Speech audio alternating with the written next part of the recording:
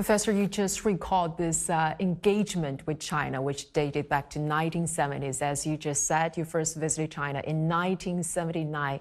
Actually, I know that at the time you weren't alone. You were with a group of European business delegation, about 20 CEOs together.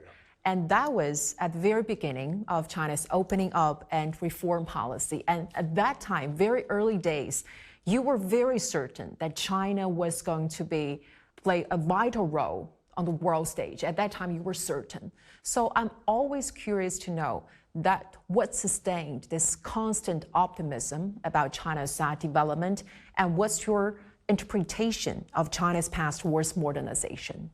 I would say if you study Chinese history, and I was always to a certain extent a fan of Chinese history, Chinese culture.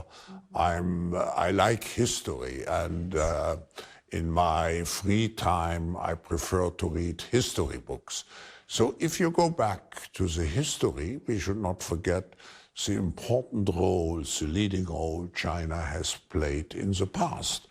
And I think there was an inherent inner will of China, I cannot describe it, but some kind of a momentum to regain in terms of economic dynamics and development.